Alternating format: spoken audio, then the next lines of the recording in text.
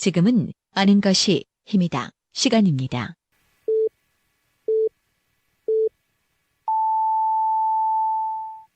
Welcome to the best podcast.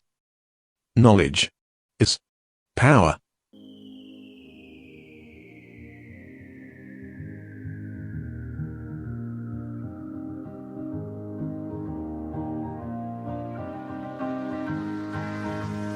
Bitter and sweet interview.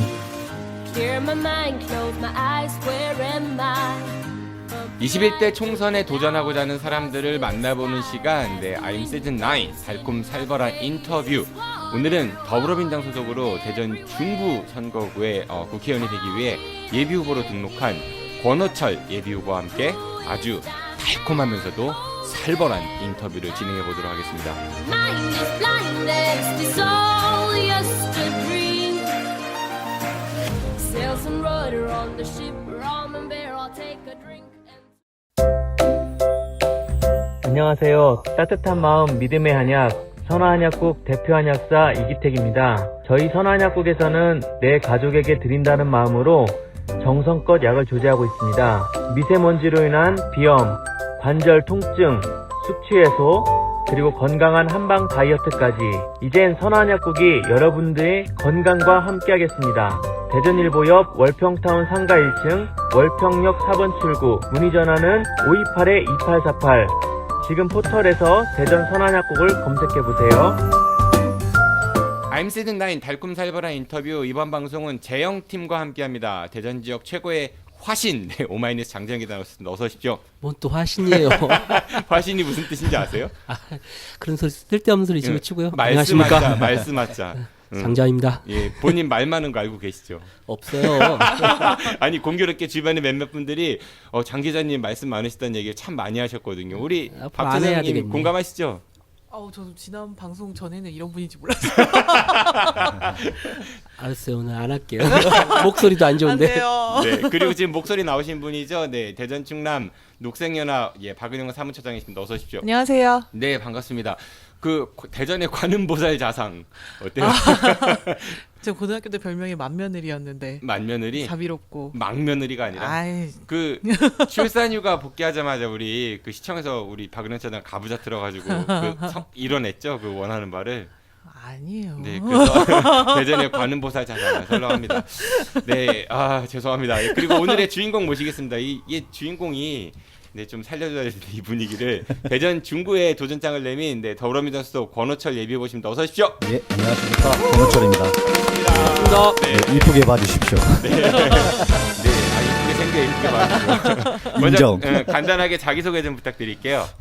예. 저는 이번 대전 중구 국회의원 선거를 예비후보를 등록한 권오철이라고 합니다.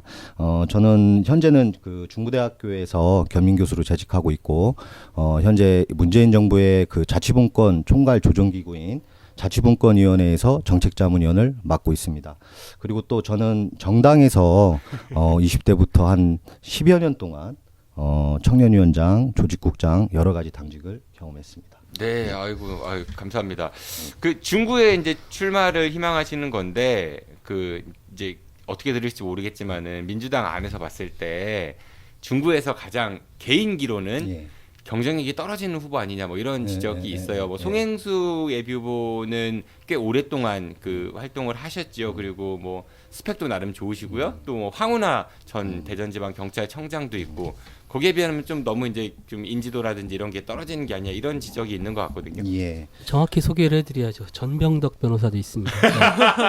네. 듣는 사람 기분 나쁘게 왜 빼놓고 얘기해요. 변호사님 쏘리. 네. 말씀드립니까? 네. 아니 여기 분위기가 이런 데군요. 저도 편하게 좀 말씀드리겠습니다. 우리 방송 일기 출신이시잖아요. 말씀대로 제가 가장 경쟁력, 인지도, 경쟁력까지는 제가 별로 인정하고 싶지는 않고요. 인지도 부분은 제가 인정을 하겠습니다. 다만 경쟁력은 제가 12월 17일부터 지금 예비후보 등록을 해서 현재까지 새벽 5시에 안 일어난 적이 없습니다. 그래서 이제 거의 아침 운동하고 뭐 점심에 여러 가지 이제 활동들을 하죠. 아침 운동이라면 선거 운동인 그렇죠. 거죠? 네, 웨이트 요즘은 뭐 말고. 숨쉬기 아니면 선거 운동밖에 네. 저희한테는 운동이 없습니다. 그래서 지금 한 50일 가량이 됐는데 현재 뭐 제가 말씀드릴 수는 없지만 저도 제 나름대로의 분석을 하고 있고 가지고 있는 게 있습니다. 근데 굉장히 좀 추이가 상승세로 와 있다. 그래서 그만큼은 뚜껑을 열어봐야지 안다. 뭐 선거는 뚜껑 열어봐야지 아는 거고 골프는 장갑 벗어봐야지 안다고 했습니다. 골프 안 해. 골프 안 해. 골프 하세요? 저는 사실 골프를 못 칩니다. 네. 그래요. 우리 박은영 처장님께서 그러면은 뭐 본인이 이제 권은수 후보께서 소개를 하셨지만은 좀 빠진 부분을 보충해서 예, 우리 후보에 대한 소개를 좀 해주시죠. 네. 성함 권호철. 1983년 충남 서천 출생. 맞으시죠? 대전 중앙고 네, 나오셨고 중부대 경찰법학과 졸업하셨고 맞습니다. 총학생회장 출신이시네요. 예. 네. 더불어민주당 대전시당 청년위원장, 대전시당의 조직국장 역임하셨고요. 충남대 대학원 자치행정학과 박사과정 박사시네요. 네. 과정. 박사과정 재학. 그렇구나. 네. 그리고 중부대학교 학생성장교양학부 겸임교수, 대통령 소속 자치분권위원회 정책자문위원 이렇게. 근데 지금 말씀 들어보니까 제가 경쟁력이 없는 게 아닌 것 같은데. 그래요. 뭐 장갑 한번 벗어봅시다. 그러면. 그 정당 활동을 오래 하셨어요. 지금 얘기하시는 거 들어보니까 본인도 말씀하셨고 정당에 활동을 하시게 된 계기가 있나요? 예. 이따가 제가 질문이 나오면 좀 이야기를 드리려고 했는데 좀 같이 말씀을 드리겠습니다. 제가 지금 국무총리 되신 정세균 총리님이시죠. 그분께서 당대표를 하시고 이제 여러 가지 당직을 오래 하셨지 않습니까? 오래 되신 분이시고요. 근데 그분이 국민시대라는 대선 캠프를 만든 적이 있었어요. 예전에. 네. 그때가 2010년, 11년도 정도 됐던 것 같습니다. 10년도였는지. 아무튼 그때 제가 그분을 계룡산에서 만났습니다. 계룡산에 정기로서 왔는지 모르겠지만 자네 정치 한번 해볼 생각 없나 뭐 이런 거예요? 그분께서 그래서 저를 지금 제가 후원회장을 맡아주신 대전 중구 전 지역위원장이시죠. 이설희 위원장님을 만나게 해주셨어요. 그래서 제가 정치 입문하게 됐습니다. 그 정세균 총리하고의 인연으로 정계 입문이 이제 시작이 됐다. 그렇죠. 이런... 민주당에서 시작이 됐고 또 한 가지는 어쩌면 아까 말씀하셨지만 제가 총학생회장을 대학 시절에 했었었는데요. 왜 했어요? 그때는 사실 민주화? 아니죠. 학내 민주화는 당연히 뭐 일이긴 하지만 지금은 다행히 시대가 좋아져서 등록금 부분이 동결이 다 자연스럽게 되지 않습니까? 경기가 어려워서 동결하는 거 아니에요? 저 때는 학생회장들이 뭐 민주화 운동 이런 거랑 거리가 멀었고 맞아요. 네. 이런 등록금 협상, 맞아요. 등록금을 얼마나 적게 올리냐에 대한 게 진짜 피부로 와닿을 때였거든요. 지금은 자발적으로 대학교에서 다 이제 동결을 하지만요. 그래서 이제 그런 거에 대해서 뭐 저도 그렇게 넉넉한 그 가정에서 태어난 사람은 아니기 때문에 그런 것부터 이제 총학생회장을 나가야 되겠다. 그리고 돼서 이렇게 좀 하다 보니 지금 생각해 보면 그때부터 정치에 약간 발을 들여둔 거지 않을까. 학생들이 가장 그 어려운 부분 중에 하나인 등록금 협상 같은 것들 내가 한번 좀 주도해보고 싶어서 총학생회장에 그렇죠. 이제 출마하고 당선했다 이런 얘기신 것 같은데. 예.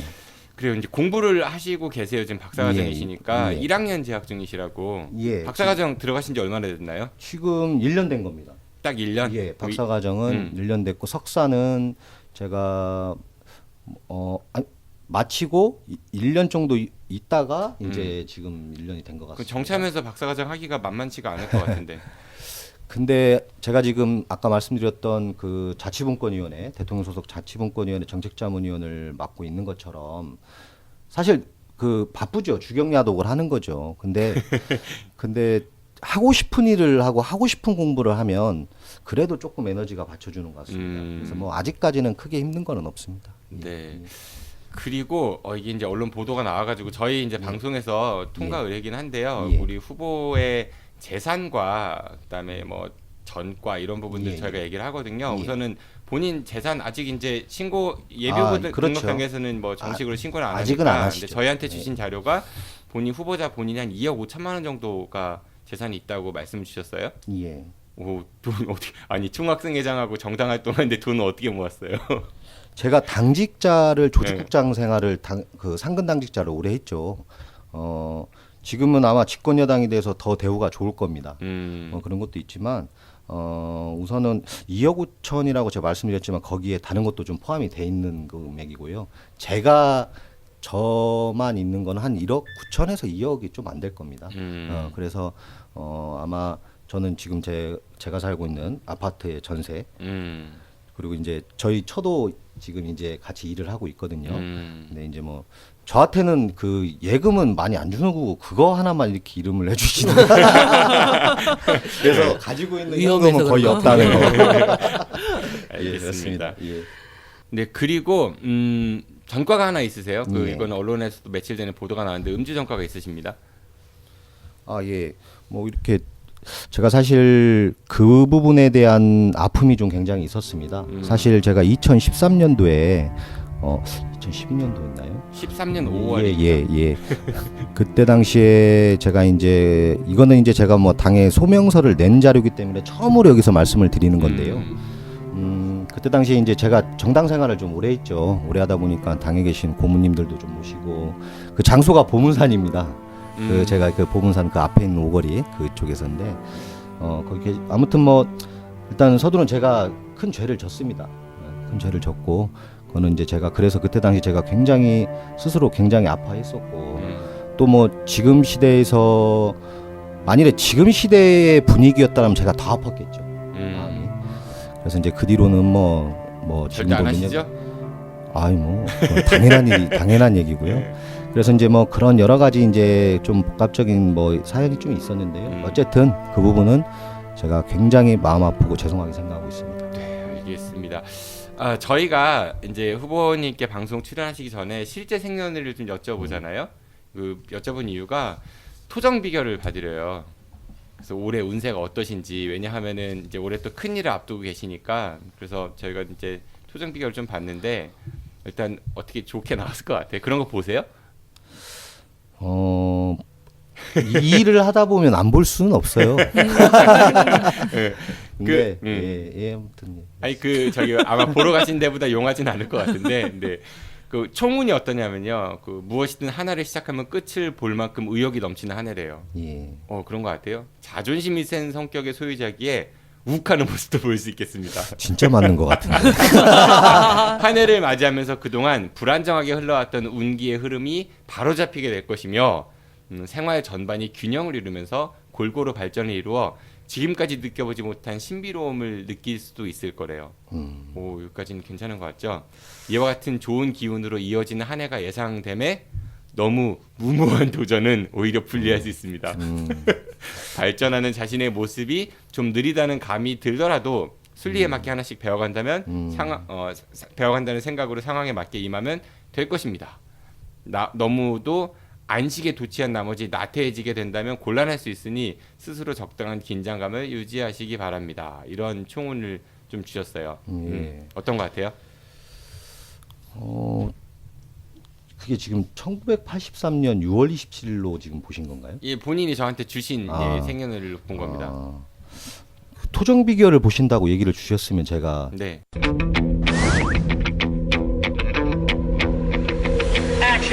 음력을 말씀드렸을 텐데.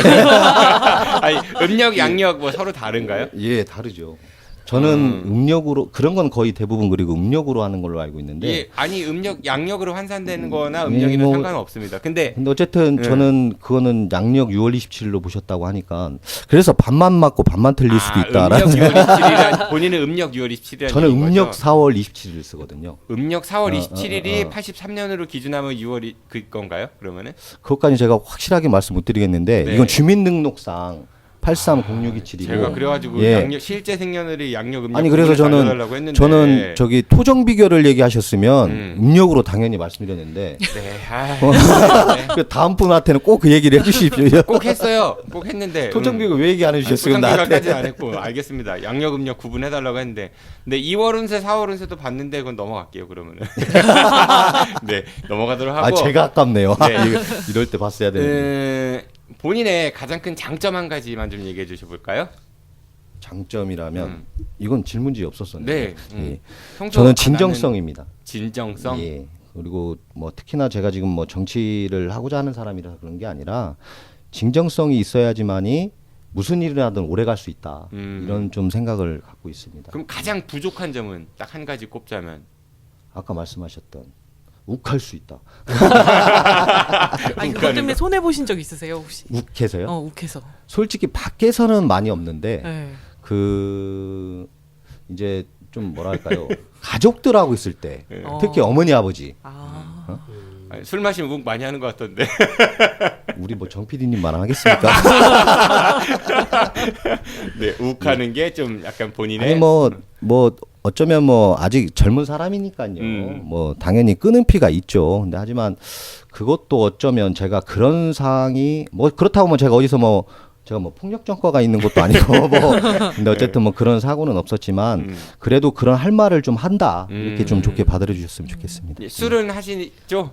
아유 뭐 예. 술을 못했으면 제가 조직국장 못했죠. 담배는 혹시 운전을 하시나요? 못하지. 아 담배는 제가 총학생회장 할 때까지 제가 엄청 피웠습니다. 하루에 2갑 3갑 막 이렇게 했었는데 한 10몇 년 전에 끊었습니다. 그래서 지금 지금도 담배를 안 피우시고요. 예, 한 10몇 년 된 것 같습니다. 지방세 기여를 별로 안 하시는 분으로. 예. 한 줄 평 부탁드릴게요. 인물 한 줄 평입니다. 인물 한 줄 평. 바로 대답하셔야 돼요. 염홍철. 뭐 대전의 어른이시죠. 대전의 어른. 예. 네. 이은권. 경쟁자, 황운하. 공무원, 정용기. 능력 있는 분인 것 같습니다. 네, 알겠습니다. 그 황우나 공무원은 나오지 말란 얘기죠. 아니 뭐 저는 그렇게 생각하면 그 말씀 하시니까 말씀인데 저는 더불어민주당의 그런 분들도 꼭 필요한 분이라고 생각을 하고 있습니다. 네, 다만 아직 신분이 공무원인 상태잖아요. 그 부분에 대해서는 본인이 좀 여러 가지로 조금 더 깊게 생각해야 될 문제다. 이 정도만 말씀드리겠습니다. 나온 김에 이따가 제가 질문 드리려고 했다가 뭐 또 이따가 가서 황운하 얘기하긴 그러니까 얘기해 볼게요. 지금 그 황운하 그 뭐 전 청장이라고 부를게요. 전 청장님께서 그 검찰 개혁에 지금 희생양으로 지금 많이 비춰지고 있죠. 또 반면에는 뭐 기소가 된 그런 어떤 선거에 개입한 사람으로 돼 있는데 그 후보님께서는 어떻게 보세요?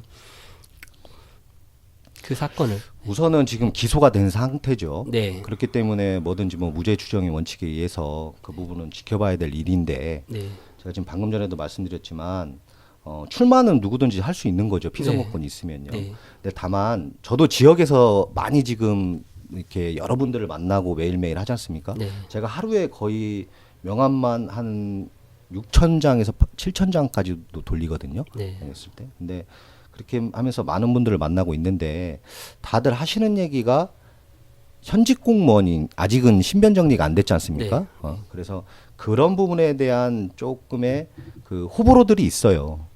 그리고 지금 현재는 어쨌든 더불어민주당 소속으로 지금 뭐 지금 선거운동을 하고 계시고 일부는 많이는 아니더라도 뭐 현수막도 뭐 걸고 하셨으니까요. 근데 그런 게 조금은 이런 말씀드리면 뭐하지만 뭐 약간은 조금은 좀 걱정스럽고 우려되는 부분이 있습니다. 네. 예. 제가 그 첫 번째 질문을 하면 그 대답 후에 이거 물어보려고 한 예상했던 답변을 하셨어요. 그러니까 얘기는 뭐냐면 제가 어떤 질문을 하려고 했냐면 그럼 출마하는 것에 대해서는 어떻게 생각하십니까? 물으려고 했더니 지금은 안 했으면 좋겠다는 취지로 답변을 하셨고 공무원이니까 지금 상태에서 정리가 안 됐으니까 일단 거꾸로 질문을 하는 거예요. 그래서 그 정리가 안 된 이유가 검찰이 지금 검찰 개혁의 뭐 희생양으로서 여러 이 사건에 엮어서 황운하 청장을 기소한 거다라고 이제 주장을 하잖아요. 근데 이제 제 첫 번째 질문이 그거예요. 그렇게 보시냐는 거예요. 이게 희생양으로 보이는지 황운하 청장이 그렇게 지금 주장하고 있으니까 그렇게 보시는지 아니면 검찰이 수사를 해서 이 선거 개입 사건에 대해서 제대로 기소했다고 보시는지 이걸 질문 드리려고 했습니다. 예. 한번 답변해 주시죠. 본인의 생각, 다른 사람의 반응이 아니라. 저는 뭐 솔직히 희생양까지는 생각하지는 않습니다. 왜 그러냐면 이분이 검경 수사권 조정에서 그래도 역할을 하신 거는 인정할 건 인정을 해야 되죠. 근데 지금 이 부분은 울산시장 선거 관련된 건도 지금 포함이 되어 있는 부분이잖아요. 그렇죠. 그래서 저는 더 희생양까지는 모르겠다. 그러면 너무 이렇게 말씀드리면 너무 크게 좀 더 나아가는 얘기지 않을까 해서 좀 조심스럽긴 그러니까 합니다. 검찰의 기소는 어느 정도는 정당성 있다. 일리가 있다 뭐 이렇게 보시는 아니 뭐 거죠. 그것까지는 제가 법률 전문가가 아니라서 뭐 이렇게 확실히 말씀드릴 수는 없지만 검경 수사권 조정 때문에 뭐 소위 말하면 더 쉽게 그냥 얘기하죠. 뭐 그것 때문에 소위 찍힌 거 아니냐 뭐 이런 말씀이실 수 있는 거잖아요. 그래서 좀 희생양이라는 표현이 네, 그렇죠. 예. 아니 뭐 여러 가지가 포함되어 근데 뭐, 있습니다. 예, 예. 뭐 검찰이 그렇게까지야 요즘 하겠습니까? 근데 어쨌든 그래서 제가 그래서 검찰도 기소를 한 거는 유무죄의 판단 여부를 재판장에게 맡긴 거잖아요, 재판부에. 그래서 제가 조금 더 지켜봐야 될 일이다. 하지만 아직은 어쨌든 현직 공무원이긴 신분은 맞기 때문에 그거가 조금 정리되고 더 나았으면 더 그분에게도 더 좋지 않았을까라는 생각을 하는 겁니다. 좀 더 어려운 질문을 드릴게요. 그러면은 네. 이게 이제 어려운 결국 시기. 이게 청와대 하명 수사, 청와대 선거 개입 사건 이게 여기에 같이 포함되어 있는 거거든요. 그러면 말씀하신 취지로는 검찰이 기소한 게 그렇게 뭐 옛날처럼 그렇게 하는 거 아니다 하면 그러면 울산 지방 선거에 청와대가 하명 수사를 하고 선거에 개입했다. 그리고 어느 정도의 그 범죄가 소명된다. 이렇게 보시는 것 같은 아니, 느낌인데. 뭐, 아니, 근데 그거는 이건 분명히 제가 말씀드리겠습니다. 중앙당과 좀 입장이 다르신 것 같아요. 그러니까 제가 그래서 분명히 말씀드리는 네. 건데 저는 그 부분에까지는 언급하고 싶지는 않습니다. 왜냐면 그만 지금 괴롭혀요. 아니 근데 뭐 말씀 주셔서 저도 말씀드리는 건데 뭐 저도 바로 잡으셔야지 그렇게 뭐 생각하신다고 하면 뭐 그거야 우리 장 기자님의 개인의 생각이시니까. 근데 저는 그 정도로까지 나아가서 말씀드리고 싶지는 않고 또 그 말씀하셨던 거에 동의하지는 않습니다. 네, 그 정도만 말씀드리겠습니다. 네, 듣는 분들 알아서 모호하네요. 될 것 같고요. 본인이 이제 청년 정치인이라는 주장을 많이 하셨어요. 뭐 제가 이제 그 데일리 하는 대사남에도 한번 청년 정치 관련해서 출연하신 적 있으시죠? 근데 청년이라고 보기에 좀 이렇게 너무 나이 들어 보이지 않냐 이런 얘기도 좀 있는 것 같습니다. 예. 그 2대8 네, 망가. 예. 사실은 제가 청년 정치인이기 때문에 말씀하셨던 머리도 이렇습니다. 왜 그러냐면 대한민국 아직 현실 정치가요 그렇게 녹록하지가 않습니다. 젊은 사람들한테는. 그래서 어쩌면 이미지 정치일 수도 있죠. 그리고 원래 저는 염색을 했던 사람입니다. 새치가 좀 우리 아버님께서 좋은 걸 좀 물려주셔서 그랬는데 이번에 얼마 전부 한 1년 됐습니다. 한 1년 전부터는 이제 대학교로 2년이 됐군요. 대학교 가면서부터 대학교를 이제 학생들을 만나러 가면서부터 그때부터는 조금 이렇게 좀 자연스러워지고 싶은 생각도 좀 사실 있었고요. 그래서 뭐 굳이 뭐 염색을 안 해야 된다 좀 안 하고 있었는데 또 마침 이렇게 출마를 하게 되니까 남들이 좀 그래서 안 하는 거 아니냐 일부러 그러는데 좀 반반입니다. 그런 경우도 있고 그리고 염색 안 하니까 너무 좋아요. 그게 막 조금씩 나오면 이게 어떻게 보면 이제 청년이라는 예, 이미지가 예. 좀 이제 밝고 예를 들어서 이제 그런 이미지라고 사람들이 쉽게 이제 떠올리는데 좀 뭐랄까 너무 나이 어리게 보면은 깐 보일까봐 일부러 더 이렇게 나이 들어 보이려고 하게 진중한 모습을 주려고 하고 이런 이미지가 좀 있어 보여가지고 약간은 그런 면도 있습니다. 예, 현실적으로. 예. 알겠습니다. 본인이 생각하는 정치인과 정치꾼의 차이는 뭐라고 보세요? 꾼은 정치인은 아까 말씀드렸던 말 그대로 뭐 표준적인 이야기일 수 있고 좀 긍정적 언어. 꾼은 약간 기회주의자라고 말하면 좀 심한가? 좀 따뜻한 곳만 찾아다니는 정치인. 철새. 그러네요. 따뜻한 곳만 찾아다니는 게 철새죠. 예. 뭐 그런 이미지가 조금 있는 것 같습니다. 알겠습니다. 예. 롤모델 정치인 제가 여쭤봤었죠. 예, 예. 네, 궁금해요. 우리 권호철 후보께서 롤모델을 삼는 정치인 어떤 분이실지. 예, 사실 좀 몇 분 계셔서 한 분을 딱 말하기에는 좀 뭐했는데요. 아까 서두에 좀 나왔습니다. 예, 1순위부터. 예, 1순위. 저는 정세균 총리님을 뽑는데요. 왜 그러냐면 뭐 제가 인문한 계기에 있어서가 아니라 이분은 좀 신사적인 이미지. 그리고 백봉 신사상도 여러 번 받으셨고요. 저는 정치인은 누구보다 좀 그런 좀 뭐 여러 사람들 만나고 여러 사람들과 같이 지내는 일들이 많잖아요. 그리고 또 여러 가지의 이 몸가짐이나 마음가짐도 좀 잘해야 된다고 생각을 하고 그런 거에 있었을 때는 정세균 총리님만한 분이 없다. 제가 본 정치인 중에서는 뭐 훌륭하신 분들도 계시지만 특히나 좀 이 절제를 잘하신다. 이런 생각이 좀 들어서 있고요. 예. 여러분 있다고 하시니까 한 분만 더 말씀하실 기회 드릴게요. 다 얘기하면 너무 저기 할 것 같고. 알겠습니다. 한 번만 더. 딱. 예. 그리고는 약간 좀 이미지가 비슷한데 저는 박병석 의원님을 좀 일단 뽑고 싶습니다. 왜 그러냐면 이분이 항상 하시는 얘기가 있어요. 이게 뭐냐면 어항 속의 물고기. 그러니까 어항 속의 물고기는 항상 밖에서 그 물고기가 하는 일을 누구든지 다 지켜볼 수 있잖아요.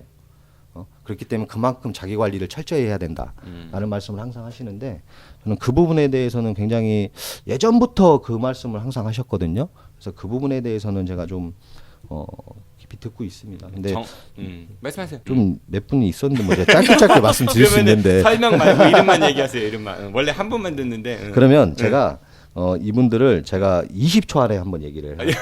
되게 많나 봐. 네. 예. 그 다음은 저는 이상민 의원을 좀 좋아하는데요. 이분은 강인한 멘탈, 대전의 루즈벨트. 그다음 박범계 의원. 이분은 감각이 좀 뛰어나신 게 있어요. 정치적 감각. 그리고 우리 조승래 의원은 좀 낭만 있죠. 좀 바삭다시 하는 게 있고. 이 정도만 말씀드리겠습니다. 따뜻한 곳으로 잘 가시는군요. 여성은 없나요? 여성 정치인은 없나요? 이번에 이제 또 훌륭한 여성 정치인이 뭐 또 나올 수 있겠죠. 네. 예. 아니 뭐 대전 말고요. 저는 이제 전국적인. 네, 알겠습니다. 그러면은 이런 정치 너무 속보였나요? 네. 이런 정치인은 되지 말자. 인물을 말하기엔 좀 곤란하고요. 좀 이름을 말하기에는. 근데 이거 하나는 조금 뭐 말씀을 드리면 좀 추측이 되는 분들이 있을 수 있겠죠. 근데 네. 저는 이거 하나는 조금 말씀드리겠습니다. 정치는 좀 신의가 좀 있었으면 좋겠어요.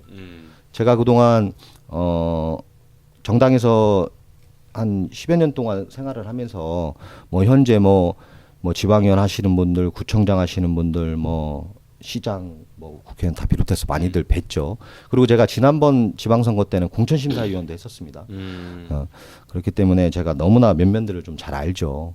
그때 당시 제가 공천관리위원을 하는데 거의 한 달 정도 심사를 하는데 제가 거의 한 막바지 20일은 제가 전화기를 거의 꺼놨었어요. 저녁에.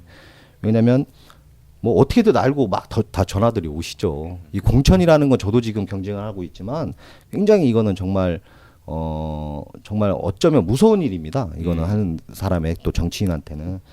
근데 이제 그런 경우도 좀 있고 해서 제가 참 그분들의 위부터 밑에까지를 많이 봤죠. 네. 근데 정말 잘할 것 같이 이야기를 하셔요. 다들. 근데 결국은 보면 그 자기의 이런 유불리에 따라 그리고 조금 차냐 따뜻하냐에 따라 그 말을 하루하루 한순간 한순간 행동들이 바뀌는 걸 보고 저는 요즘 들어서도 또 특히나 조금 가슴이 아픕니다. 그래서 그런 정치인은 되지 말아야 된다. 지방선거 때 말씀하시는 거예요? 지난 지방선거 때? 제가 공천심사위원은 지난 지방선거입니다. 그 이런 정치인이 되지 말자 해서 생각하는 인물들이 지난 지방선거 때 민주당으로 당선이 되신 분들을 이야기하시는 거예요? 아니 뭐 민주당 인사도 있죠, 당연히. 거기 근데, 공천심사위원 하셨다고 하니까. 근데 이제 뭐 그게 전부는 아니고 거의 뭐 그렇다고 뭐 아무튼 전부는 아니지만 결론적으로 말씀드리면 정치인은 좀 신의가 있어야 된다. 조금 불리하고 조금 잠깐 힘들고 아파도 좀 견디는 자세를 보여야 된다. 좀 그런 게 안 되면 좀 뭐 그런 측면에서 말씀드리는 겁니다. 네, 알겠습니다. 왜 국회의원이 되고자 하세요? 좀 어쩌면 뻔한 얘기일 수도 있어요. 뻔한 얘기일 수 있는데 뭐 잘 사는 사람들이 잘 사는 나라를 만드는 것도 당연하죠. 근데 저는 좀 못 사는 사람들이 잘 사는 나라를 좀 만들고 싶어요. 그리고 아까 말씀드렸지만 저는 이렇게 대단한 경력을 갖지는 못했습니다. 그리고 대단한 집안에서 태어나지도 못했고요. 하지만 저는 일반 주민들이나 일반 국민들이 평소에 느낄 수 있는 희노애락을 같이 좀 느낀 게 있습니다. 예를 들자면 좀 가슴 아픈 일도 저는 사연이 좀 많이 있는데요.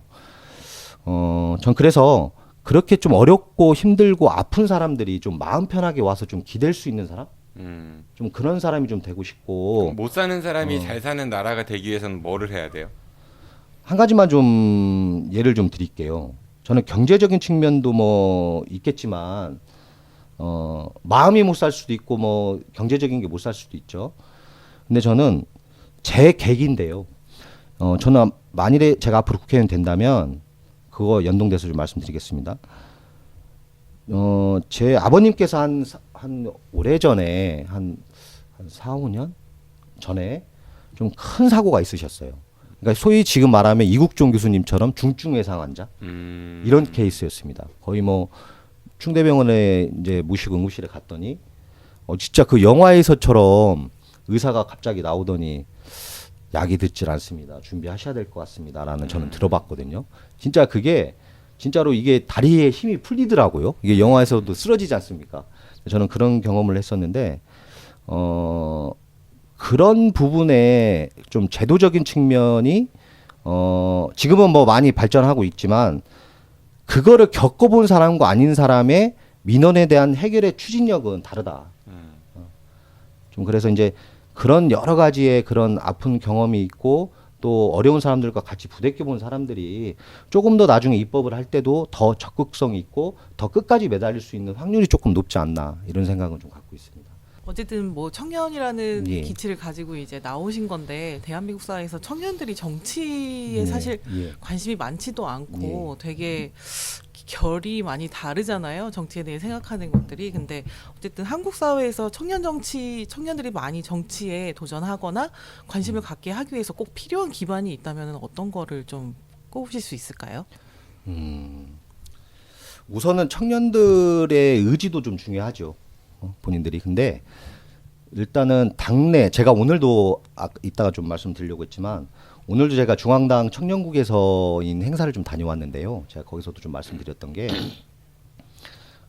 아직은 대한민국 현실 정치가 청년들이 정치하기는 어려운 거 하나는 조직, 기획, 또 경제력 그리고 또 하나 중요한 건 정당에서 좀 이런 시스템이 좀 구축이 돼서 좀 밑바닥 단계부터 차곡차곡 쌓아갈 수 있는 시스템을 좀 만들어줘야 되거든요.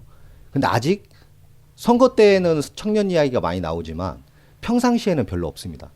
그렇기 때문에 그런 정당에서부터 그런 시스템을 좀 갖춰야 된다. 저는 그런 생각을 갖고 있어요. 그러다 보면 더 청년들이 이런 걸 하고 싶으면 당에서 서포터를 해주네? 한번 나도 들어가 볼까? 좀 이런 생각을 조금 더 하지 않을까. 그런 생각을 좀 갖고 있습니다. 네, 말씀하신 게 이제 오늘 출범한 더드림 청년 예, 지원단이죠. 맞습니다. 예, 맞습니다. 오늘 거기서 그 청년 후보자로 모두 발언도 하셨던데. 예. 아이고, 어떻게 대표가 되신 겁니까? 거기? 제가 대표로 오늘 모두 발언했습니다. 청년 예비 후보자. 네, 사실 지금 시점이 굉장히 후보자들한테 바쁩니다. 근데 지금 제가 오늘 아침 7시에 올라가서 이제 뭐 대전에 내려왔더니 한 3시가 좀 넘더라고요. 근데 그만큼 제가 이 어려운 시기에 투자를 했던 이유는 제가 지금 말씀드렸던 부분에 대해서 좀 이야기를 좀 드리려고 했던 겁니다. 그리고 또 하나는 이번에 그 전국의 청년 후보자들, 예비 후보자들이 등록한 인원수가 한 40여 명 정도가 되는데 실적으로 공천관리심사위원회 접수가 된 사람은 28명인가라고 그래요. 그 중에서도 또 빠졌죠. 근데 이제 그런 부분에 대해서 좀 있었는데 거기에 이제 제가 어떻게 좀 대표로 좀 모두 발언을 좀 해줬으면 좋겠다. 그 김혜영 최고위원이 단장입니다. 이거는 중앙당의 공식 기구인데요. 그래서 여기 안에서는 제가 지금 말씀드렸던 뭐 기획이라든지 조직이라든지 홍보에 대해서 청년들의 어려움을 아니까 그 부분에 대해서 이제 지원하기 위해서 만든 조직입니다. 그 말씀대로 오늘 그래서 다녀왔습니다. 그래서 당내 입지가 상당하신가 보네요. 그건 아니고요. 근데 아무튼 그래도 제가 당직을 10년 전부터 대학생위원장부터 뭐 청년위원장, 조직국장 뭐 이렇게까지 좀 흘러온 거에 대한 거는 좀 높게 평가해 주시는 것 같습니다. 예. 그 지원단에서는 구체적으로 그럼 어떤 걸 지원해 주는 거죠? 지금 오늘은 말 그대로 이제 출범식에 관련된 기자간담회였고요. 근데 지금 예상은 아까 말씀드렸던 특히 이 홍보 분야. 홍보. 그래서 지금 선거는 저도 지금 하고 있지만 SNS 선거전입니다. 그거를 얼마나 더 잘하냐 문제인데 그게 사실은 젊은 사람들이 잘할 것 같지만요. 그것도 우리 정 PD님 잘 아시겠지만 기술적인 측면이 굉장히 필요한 거거든요. 그게 단순한 게 아니거든요. 그래서 그런 것도 좀 지원을 하고 또 이제 뭐 선거 전략 뭐 이런 것도 좀 교육을 시키고 그런 내용들이 좀 준비하고 있더라고요. 예. 돈은 지원 안 하나요? 아, 잘 말씀해 주셨습니다. 더불어민주당은 이번에 청년 후보자가 본선에 공천이 되면요. 예. 이게 지금 저희 같은 경우는 중구는 1억 9,500을 선거자금을 쓸 수 있습니다. 근데 그 거의 2억 정도 됐던 것 같아요. 중앙당에서 그걸 먼저 대출을 해줍니다. 그 제도를 이번에 만들었습니다. 왜 그러냐면 대출이라도 참 좀 큰 영향을 받을 수 있는 게 도움을 받을 수 있는 게 당해 공천을 받으면 아시다시피 큰 문제가 없는 이상 15% 기본 예. 15%니까. 무이자예요? 무이자죠. 음. 예. 그래서 보존 금액이기 때문에 사실 그 돈을 만드는 것도 일이었는데 당에서 먼저 선대출을 해주는 그렇죠. 겁니다. 예. 그렇기 때문에 그거는 중앙당에서 선거기획단에서 애초부터 만든 규정입니다. 그래서 금연은 민주당은 좀 해결을 해준다 그 말씀드리겠습니다. 경제적으로 큰 도움이 되죠. 그렇게. 아 그럼요. 부담감이 그럼 일단은 경선 적죠. 과정에서는 어떤 뭐 도움이 있나요? 경선 과정은 뭐 사실 지금 말씀드렸던 것처럼 홍보라든지 조직적인 게 좀 중요한데 뭐 이제 시작입니다. 예, 거의 뭐 예. 시간적으로 도움이 예. 될 만한 여유는 없잖아요. 지금. 아직은 뭐 크게 없죠. 그래서 사실 제가 오늘 그 말씀을 좀 드렸습니다. 어떤 말씀 드렸냐면 비공개 뭐 했는데 제가 말씀드렸는데 경선에서 가산점을 주고 청년을 배려하는 거 좋다. 하지만 본 공천에 올라가기 이전에 지금처럼 후보 적합도 지지도 조사를 해서 컷오프를 합니다. 그 컷오프를 과연 몇 명이나 올라갈 수 있을까라는 고민을 해봐야 될 시점이다. 이런 말씀을 드렸고 근데 지금 중앙당에서 오늘 저도 이렇게 오랜만에 올라갔다 보니까 여러 뭐 소위 말하는 정보들을 좀 듣죠. 근데 지금 오늘 봤더니 전국청년위에서 이 청년들을 의무 경선을 시켜야 된다는 거를 강력히 주장을 했더라고요. 오늘도 그런 논의가 좀 있었습니다. 그래서 저는 아마 중앙당에서 여러 가지의 제가 지금 말씀드린 부분을 포함해서 배려가 있을 거라고 생각하고 있습니다. 의무 경선이라는 건 컷오프를 하지 말고 그렇죠. 예, 경선에 그렇죠. 누구나 그럼요. 청년들은 참여할 수 있도록 한다. 예, 그래서 이번에는 규정상 청년 가점을 경선이나 심사 과정에서는 줄 수는 있지만 컷오프 과정에서는 제도화는 아직 되지는 않았습니다. 근데 저도 공심위원을 해봤지만 공관위원들한테는 충분히 재량이 여러 가지가 많이 있습니다. 그렇기 때문에 앞으로라도 이런 뭐 예산이라든지 뭐 이런 경선 과정에서 20% 가산점을 준다든지 이런 것도 좋지만 이런 그 경선 단계를 올라갈 수 있는 이 부분부터도 실질적인 제도화가 돼야 된다는 말씀을 드렸습니다. 청년 저 할 말 많은데 왜 네. 못하게 하죠? 이게 민주당 관련된 경선 관련된 이야기만 너무 많이 나오는 것 같아가지고. 예. 하지 마요. 하세요. 네. 일단. 아니 불러놓고 질문 좀 하려고 그러는데 이상한 분이네 저. 아니 그러면 말씀하신 대로 청년한테 20% 가점이 있다는 거죠 경선 과정에서는 경선에 들어가면 예, 컷오프 차등이 말고 있죠. 25%까지 됩니다. 25%. 예. 어떤 차등인 거죠? 같은 비율이에요. 그렇죠. 네, 그러면 이제 그 후보님께서는 지금 첫 출마자한테는 또 뭐 있잖아요. 예, 맞습니다. 그 신인 가점이라고 네. 하죠. 근데 가점이고 감점이고 네. 제일 큰 거 하나입니다. 그러면 저는 청년 가점이 하나만 큽니다. 드는 거예요. 중복이 안 되는 거군요. 그 감점도 마찬가지입니다. 가점도 마찬가지고 큰 거 하나입니다. 그래서 저는 청년 가점이 더 큽니다. 신인 가점보다는. 네. 예. 그 이제 청년 이야기를 하는데 청년 뭐 의무 할당 공천제 이런 게 있으면 좋은데 그런 건 없잖아요. 몇 %를 하겠다. 있습니다. 예. 제가 그걸 아니, 공천. 아니 그러니까요. 예. 예. 그런가요? 예. 그 당규 규정에 예. 지방선거도 마찬가지고 국회의원 선거에서는 지역구 전체 의석수의 10%를 청년으로 공천하여야 지역구. 한다로 돼 있습니다. 지역구. 예. 그래서 이번에 사실 그게 청년들한테는 굉장히 큰 조항이거든요. 원래 할 수 있다 했었어요. 근데 그게 최근에 바뀌었습니다. 하여야 한다로. 그렇기 때문에 이거 너무 이게 비밀적인 얘기를 많이 드릴 수 있는데. 비밀이에요? 아니. 10%라면 한 25명 당원 정도 당규를 되는 것 일반인들이 같고. 다 예. 제대로 뒤다보진 않지 않습니까? 근데 공천 과정에서는 예. 공관위 단계 안에서는 그 규정을 무시할 수가 없습니다. 네. 그렇기 때문에 아마 그것도 충분한 그러니까 한 25명 정도 이제 될 수 있잖아요. 253개. 그렇죠. 예. 그런데 문제는 인재 영입을 하는 과정에서 청년들을 많이 영입을 하고 이걸로 굉장히 홍보 효과를 많이 누리고 있는데 우리 권우철 후보처럼 10여 년을 당직 생활을 하면서 열심히 노력한 사람들보다는 이렇게 짜잔 하고 나타나는 이런 분들한테는 굉장히 홍보도 많이 해주고 또 그 사람들은 좋은 지역구나 당선 가능성이 지역구 같은데 물려주는 방식으로 좀 출마를 많이 시킨단 말이에요. 이런 건 굉장히 억울할 것 같아요. 그런 거에 당내에서 좀 배려가 있나요? 오늘 공교롭게도 제가 말씀드렸던 걸 이렇게 꼭꼭 집으시는데 뭐 이거 사전에 얘기했던 거 아닙니까? 네, 얘기 안 했어요. 예, 근데 제가 사실 오늘 제가 모두 발언 중에 하나의 내용 중에 하나였는데요. 제가 가감없이 중앙당에 건의를 좀 드렸습니다. 뭐라고 말씀드렸냐면 외부 영입도 중요하지만 당내에서도 저뿐만이 아니라 어릴 적부터 꾸준히 노력해오던 친구들이 있습니다. 근데 그분들에 대한 배려가 너무 없다. 그렇기 때문에 아까 제가 말씀드렸던 그런 시스템을 좀 확립을 빨리 필요하다. 그래서 그런 말씀을 좀 드렸다는 말씀을 좀 드리고요. 아무튼 좀 약간의 좀 상대적 박탈감을 느낄 수도 있죠. 솔직히. 그렇죠. 예. 그래서 뭐 당연히 뭐 이 인재 영입 부분은 중앙당의 그 지도부에 또 여러 가지의 상황적인 고려가 있을 수 있기 때문에 아예 안 할 수는 없습니다. 근데 이제 그래도 청년 부분만큼은 당내에서가 우선순위가 좀 1번이 됐으면 좋겠다는 건 저도 개인적으로 생각을 갖고 있습니다. 네, 우리 권호철 후보님의 그 이제 그 후보가 되는 과정에 대해서 특히 이제 더불어민주당 당내 상황을 중심으로 이야기 좀 나눠봤고요. 제가 그런 질문 드렸었죠. 사전에 꼭 지킬 수 있는 공약 3가지를 좀 이제 말씀드렸으면 좋겠다고. 그러니까 지킬 수 있는입니다. 네, 한번 좀 들어보죠. 그래서 3가지를 주셨는데 꼭 지킬 수 있어야 될 것 같아서 2가지만 말씀드려요. 네. 예. 일단 첫 번째 하나는 제가 최근에 기자회견을 했습니다. 시청에서 했던 내용 중에 하나인데요. 그게 뭐냐면 대전시 이청사를 중구로 유치하자 이 부분인데요. 이 말씀을 좀 드리면 지금 대전시청이 둔산동에 있지 않습니까? 근데 아시다시피 이 대전시청이 중구의 선화동에 위치를 했었습니다.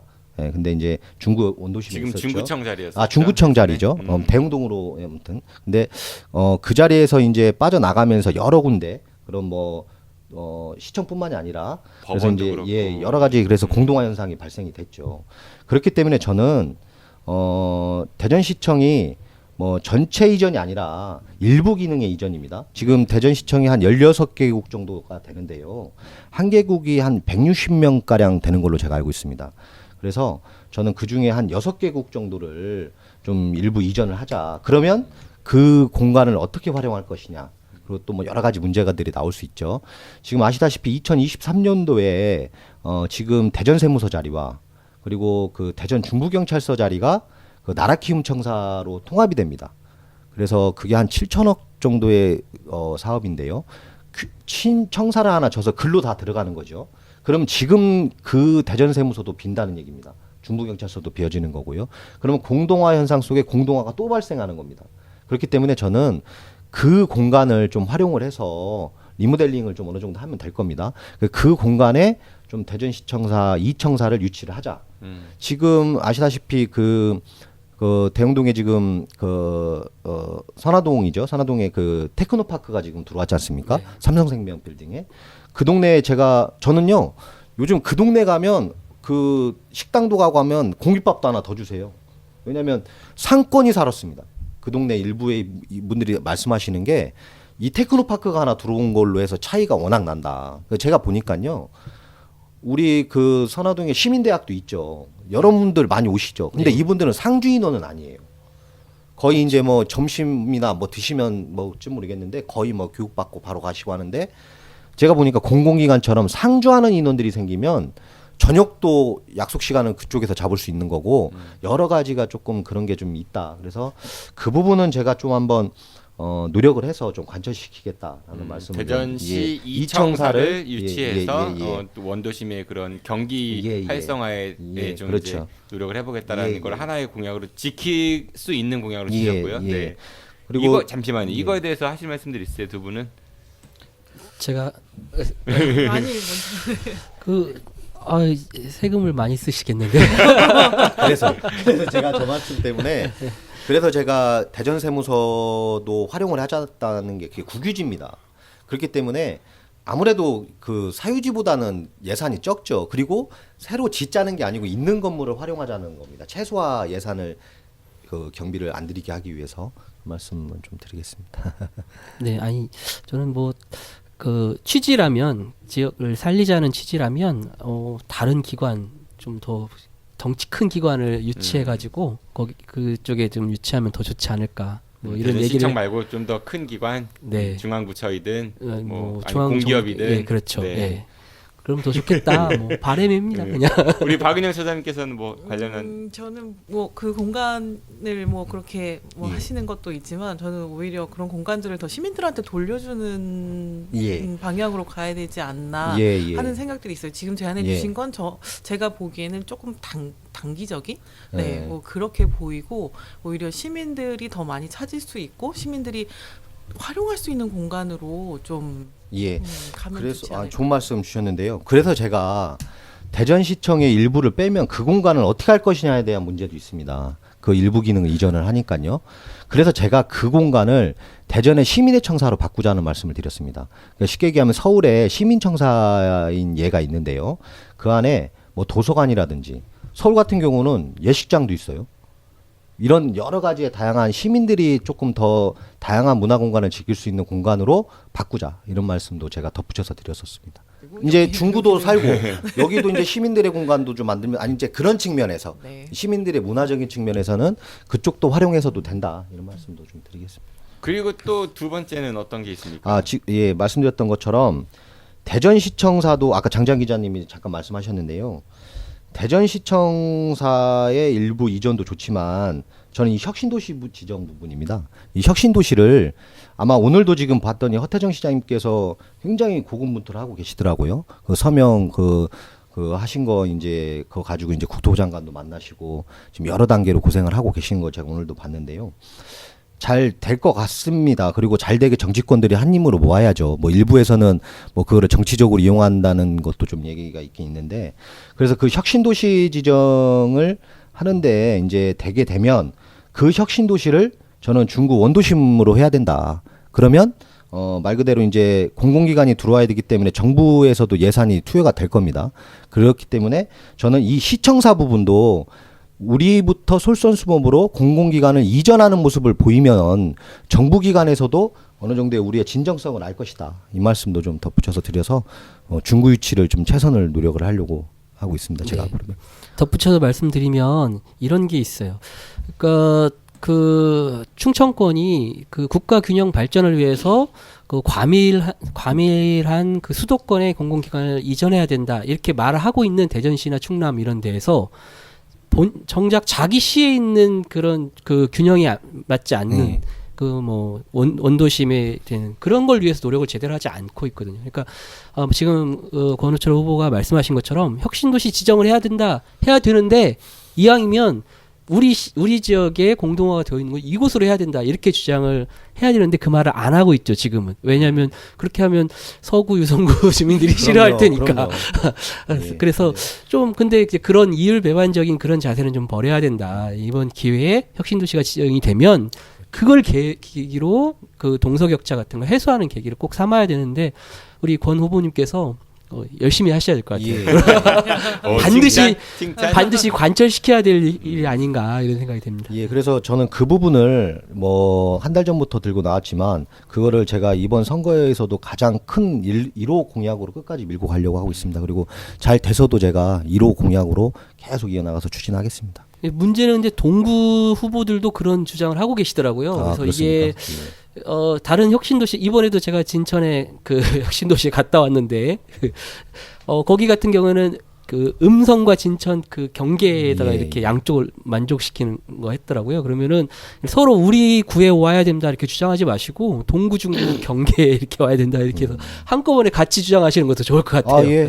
충분히 괜찮습니다. 그것도 뭐 일단 우선은 이렇게 일을 되게 만드는 게 중요하죠. 되게 만드는 게 전 중요하다고 생각합니다. 충분히 뭐 그 그림도 같이 협의해 볼 수 있다고 생각하고 있습니다. 예, 두 가지 꼭 지킬 수 있는 공약을 말씀을 주셨습니다. 하나는 예. 대전시 제2청사를 중구에 유치하는 거 하고 또 하나는 혁신도시가 지정이 될 때 중구가 돼야 된다. 그리고 동구랑 나눠 먹을 용의는 있다. 뭐 이 정도로 정리를 하도록 하겠습니다. 시간이 많이 지났어요. 뭐 제가 사전에 드린 질문을 얼추 다 이야기를 한 것 같은데 저는 이제 국회의원이라고 하면은 뭐 지역구도 있지만은 좀 더 넓게 보면 대전 전체를 또 볼 수도 있지 않겠어요. 그래서 대전에 좀 첨예한 그런 관심사이면서도 임에도 불구하고 정치권의 조명을 받지 못하는 문제 몇 가지를 좀 한번 그 후보님의 견해를 좀 여쭤보려고 질문을 드려볼게요. 한국 원자력 연구원 어떻게 해야 돼요? 왜 한숨이? 지금 사실은 저도 요즘에 솔직히 말씀드리면 지금 그 현 상황의 실태에 대해서는 제가 정확히는 모릅니다. 저는 지금 완전히 이 중구에 지금 몰입이 돼 있어서 그렇긴 하지만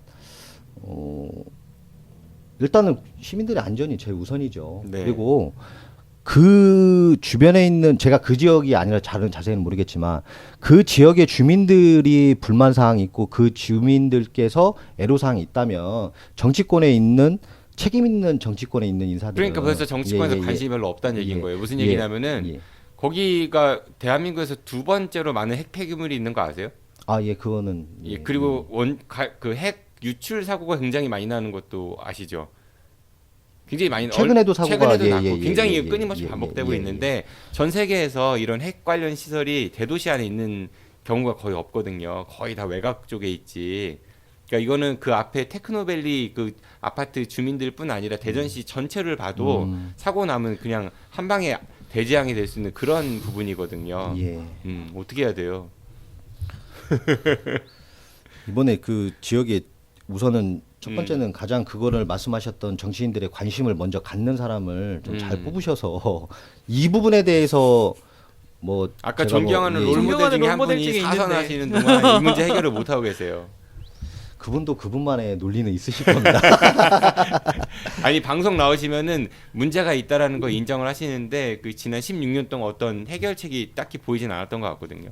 근데 어쨌든 저는 좀 말씀드리면 어쨌든 지금 정치인들이 무관심해 보이기 때문에 우리 정피님께서 질문하시겠지만 하시겠죠. 근데 관심 가지실 거죠. 아니 뭐 저는 지금부터 더 이게 얼굴이 빨개질 정도로 관심 갖도록 하겠습니다. 다음에 또 여쭤볼 거예요. 예, 알겠습니다. 그 둔산 센트럴파크는 어떻게 해야 돼요? 근데 이런 어려운 질문은 좀 미리 좀 질문을 좀 주십시오. 근데 뭐 저는 이게 지금 대전시청에서도 굉장히 지금 추진을 강력하게 하려고 하는 사안 중에 하나지 않습니까? 그러니까 이거에 대한 모든 거는 그 부분에 대해서는 호불호가 있겠죠. 저는 그리고 충분히 대전시청에서도 여러 가지 사안의 전반적인 걸 고려를 했을 것이고, 그리고 제가 알기로는 이 박범계 국회의원께서도 거의 뭐 1호 뭐 추진하려고 하시는 정책 중에 하나인 걸로 제가 알고 있는데, 그 부분에 대해서는 뭐 이유 타당하다면 더 힘을 좀 실어줬으면 좋겠다 이런 생각을 좀 하고 있습니다. 예. 의외의 대답이네요. 왜냐면 이게 그게 그 원도심이라고 할 수 있는 쪽에서는 아니 그 많은 그 모든 대부분의 시설을 다 그 서구에 또는 유성구에 그쪽에 투입해놓고 또 거기다가 그렇게 어마어마한 돈을 들여서 하느냐? 그래서 주로 원도시 쪽에서는 반대하는 입장인데. 그렇습니까? 근데 근데 전 이 말씀을 드릴게요. 그렇기 때문에 대전시청을 중구청으로 더 중구로 갖고 올 수 있는 겁니다. 이게 정치거든요. 그러니까 그런 하나를 주고 하나를 받는다. 중구로 그런 거를 확실히 더 갖고 올 수 있는 거죠. 그런 측면도 좀 생각해 주시고 우리 정 PD님이 이따 말씀하실 것도 같은데 우리 중구는 그 센트럴파크는 인공적으로 만드는 거지만 자연적인 보문산이 있습니다. 그래서 그 부분에 대해서도 아무튼 좀 더 지금 심사숙고하고 있는 좀 공약이 있고요. 좀 그 내용을 좀. 대전의 인구는 점점 줄고 있는데 센트럴파크도 만들어, 보문산도 만들어, 뭐 대청호길도 만들어 대전시 맨날 놀러 다니다는 건지. 그럼 뭐 전국에서 대전은 저 먹고 살기 좋고 놀기도 좋은 곳이구나 하고 놀러 오지 않겠습니까? 진짜 그렇게 생각하세요? 노잼도시.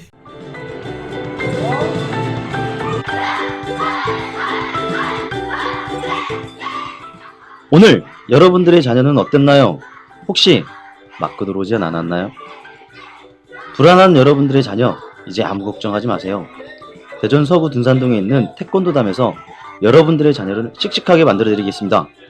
절도 있는 태권도 품새부터 겨루기, 그리고 상대방을 존중하는 예절까지 선수 출신인 저 김원호 원장이 책임지고 돌보도록 하겠습니다.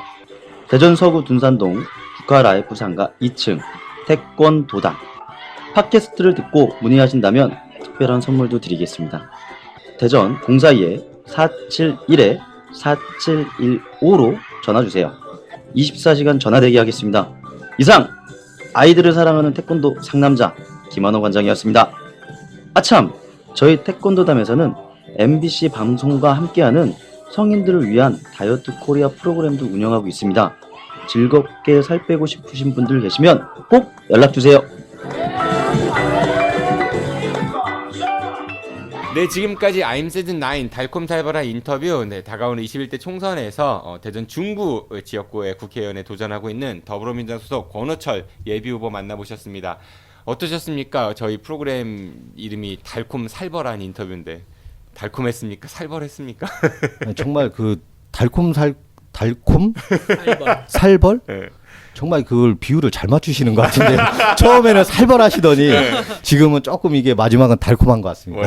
원래 그런 거 하나를 주고 하나를 받는 거예요. 그리고 저는 오히려 잘 왔다 생각을 하고 있습니다. 네, 저희 방송 나오신 분들 중에 상당수 분들은 잘 되셨어요. 네. 예. 가시기 전에 이 말은 꼭 해야겠다라는 거 있으시면은 좀 들어보도록 하죠. 시간이 꽤 많이 지났으니까. 예. 우선은 감사합니다. 왜냐하면 제가 가장 아팠던 부분이 있었는데요. 그 부분을 오늘 더 편하게 말씀을 드릴 수 있었던 계기였던 것 같다. 그래서 제가 너무 홀가분하다 이런 말씀을 좀 드리고 싶습니다. 그래서 아까도 제가 그거는 충분히 어떤 내용이실지 아실 것 같고요. 이 말씀 또 하나 드리겠습니다. 저는 현실 정치에서 청년들이 여러 가지 어려움이 있지만 그 어려움을 좀 대전 시민들께서 먼저 저 사람이 소위 좀 싹이 괜찮은데 싶거나 좀 이런 여러 가지의 좀 긍정적 요소가 보인다면 미국의 오바마나 프랑스의 마크롱 대통령도 10대 때부터 정치에 입문을 했었거든요. 그러면서 이제 그분들도 여러 단계를 맡아서 지금의 그 정치 큰 지도자가 된 겁니다. 그렇기 때문에 저는 대한민국도 좀 그런 시스템을 따라가야 되고 거기에 있었을 때 대전 시민들께서 그런 사람 하나 만들어줬으면 감사하겠습니다. 그게 본인이어야 된다. 이게 저를 지지를 하는 거는 불법일 수 있고요. 김세환은 한물 갖고. 우리 김세환 대표님도 그 여러 가지 경험이 있으시죠. 네, 그래서 어쨌든 저는 대전 시민들께서 이런 대한민국 정당 정치에 있었을 때 좀 본보기를 한번 보여주셨으면 좋겠습니다. 그런 인물을 키워줄 때 우리 권호철 후보도 좀 고려해달라 이렇게 정리를 하겠습니다. 예. 네, 두 분은 어떠셨어요? 오늘 권호철 후보하고 대화를 나눠보시니까 처장님. 저랑 환경 이야기 좀 언제 한번 따로 네, 긴밀하게 공부 좀 시켜주십시오. 네, 하셨으면 좋겠고요. 예. 네, 청년 대표로 이렇게 대표? 하여튼 청년 후보로 나오셨으니까 청년의 탈을 쓰고 나오셨어요. 가름마. 하여튼 청년의 눈으로 볼 수 있는 이 세상을 통찰할 수 있는 어떤 것들을 보여주시면 좋겠네요. 네, 알겠습니다. 감사합니다. 우리 대전 충남 녹색연합과 함께 그 환경 보문산 개발 관련해서는 환경 공약도 같이 개발해 보시면은 좋지 않을까 싶은 생각이 들어요. 우리 처장님이 좀 많이 좀 도와주세요. 네. 그리고 장장 기자님. 네, 우리가 이제 오늘 청년 대표 얘기를 많이 했는데 국회에는 다양한 계층, 다양한 세대, 다양한 분야의 사람들이 많이 들어가서 그 사람들을 대변하는 게 맞고요. 그런 취지에 동의하기 때문에 청년들을 영입하기도 하고 아까 의무할당 공천제도 하고 있거든요. 그래서 전국에서 25명 정도가 이제 공천을 해서 몇 명이 들어갈지 모르지만 그렇게 될 텐데 가능하면 우리 대전에서 청년 정치인이 나오는 것도 좋잖아요. 그래서 우리 권 후보가 예비 후보가 좀 그런 일을 하면 좋을 것 같아요. 저는 제 생각에. 왜냐하면 사실은 또 없어요. 우리 대전에. 너무 없어요. 그래서 다음 주에 황운하 전 청장 모셔봐야겠다. 여기 살벌이 아니고 달콤한 데인 것 같은데요. 아니 자꾸 부연하게 만드는데 앞에서 언급했던 그런 젊은 청년 정치인들이 도전도 많이 했는데 사실 국회 진출하는 경우가 없잖아요. 그리고 대전에서는 몇 선 되시는 분들 이렇게 그런 분들 계속 이렇게 선만 쌓여가고 있고 그런데 아무 젊은 사람들이 나가서 대전에 대학도 많이 있고 젊은 청년들도 많이 있으니까 좀 본보기로서 정치에 진출하면 좋겠다 이런 생각이고 그래서 아무튼 잘 되셨으면 좋겠습니다. 네, 장장 기자님이 원래 이렇게 덕담을 잘 안 하시는데 오늘 예, 덕담을 굉장히 많이 하시는 거 보니까 덕담 많이 하는데 네. 저 오늘 치맥 먹고 가야 될 것 같습니다. 이거는 바람이 아닌 전망이에요. 당선될 것 같으세요? 경선 통과할 것 같으세요? 전망입니다. 바람이 아니라. 예, 제가 아까 말씀드렸던 가점도 있고요. 그리고 또 이 당원 싸움이 있습니다. 제가 이 말씀만 드리겠습니다. 저는 당에서 조직국장을 오래 했습니다. 그리고 저는 곧 이 예선이 본선이다라고 지금 각오를 하고 있고요. 아마 이 예선이 본선보다는 더 어려운 과정일 거라고 생각합니다. 그러니까 이 예선만 통과하면 본선은 좀 당선 예. 확률이 높은 걸로 전망한다. 예. 예, 뭐 겸손하게 임하겠습니다. 알겠습니다. 네, 부디 진심으로 지역민들과 함께 할 수 있는, 그러니까 뭐 조직으로부터만이 아니라 많은 분들에게 관심을 받을 수 있는 그런 정치인이 되셨으면 좋겠네요. 혹시 여의도에 혹시라도 입성하시면은 예. 저희하고 인터뷰 또 하실 거죠? 거기서 생방송 한번 이 멤버로 한번 하시죠. 알겠습니다. 고맙습니다. 오늘 고생 많으셨습니다. 안녕히 가십시오. 네, 감사합니다. 고생하셨습니다. 두 분도 고생 많으셨습니다. 안녕히 가십시오. 고생하셨습니다. 네, 고맙습니다. 감사합니다. 네, 어째 권호철이라는 인물에 대한 궁금증이 좀 풀리셨는지요? 네, 정치가 바뀌어야 우리들의 일상이 덜 피곤해집니다. 여러분들의 올바른 선택에 작은 도움이 되고자 기획한 I'm Season 9 달콤 살벌한 인터뷰. 네, 다음 시간에는 대전 동구에 도전장을 던진 더불어민주당 소속 정경수 예비후보와 함께 달콤하면서도 또 살벌한 인터뷰 진행해 보도록 하겠습니다. 저도 이만 물러가겠습니다. 지금까지 진행의 정진호였습니다. 청취해서 고맙습니다. 안녕히 계십시오. We shall be back. 예, 수고하셨습니다.